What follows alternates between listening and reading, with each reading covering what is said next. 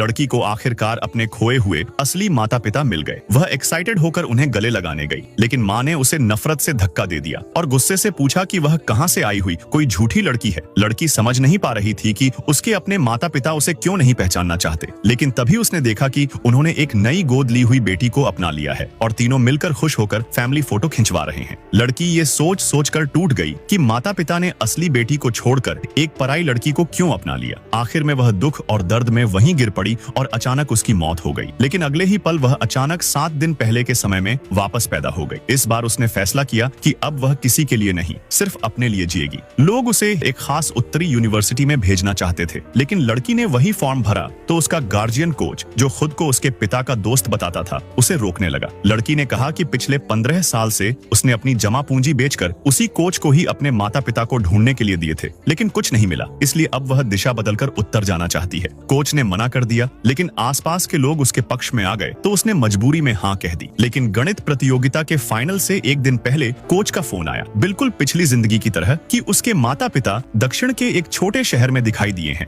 लड़की समझ गई कि यह वही पुरानी चाल है। पिछली बार उसने इस झूठ में आकर फाइनल छोड़ दिया था और जिंदगी बर्बाद हो गई थी। इस बार उसने फोन पर कुछ नहीं कहा और अगले दिन समय पर फाइनल देने पहुंच गई। वहां पता चला कि उसके नाम की एक दूसरी लड़की पहले ही अंदर जा चुकी है। लड़की ने तुरंत अपना आईडी और फिंगरप्रिंट दिखाकर साबित किया कि असली वही है। तभी उसे याद आया कि पिछली जिंदगी में उसके माता पिता ने उसकी हमउम्र एक लड़की को गोद लिया था और वहीं उसकी जगह पर परीक्षा में भेजी गई थी। कोच और माता पिता ने मिलकर पिछली बार फाइनल से एक दिन पहले उसे बहाना बनाकर दूर भेजा था। इस बार लड़की ने स्टाफ से विनती की कि सच सामने लाया जाए। गोद ली हुई लड़की को बाहर बुलाया गया, जो मासूम बनकर कहने लगी कि उसका आईडी खो गया था और किसी अंकल ने दोबारा बनवाया था। तभी कोच गुस्से में पहुंच गया और लड़की से पूछा कि वह दक्षिण क्यों नहीं गई। लड़की ने कहा कि उसे डर था कि अगर वह फाइनल छोड़ दे तो उसके माता पिता दुखी हो जाएंगे। उसने यह भी कहा कि अगर माता पिता को उसकी खबर मिल सकती है तो उसे भी उनकी खबर मिलनी चाहिए थी, लेकिन उन्होंने कभी उसे ढूंढा ही नहीं। आखिर उसे समझ आ गया कि वे उसे चाहते ही नहीं थे। लड़की ने कहा कि वह अब किसी धोखे में नहीं आए।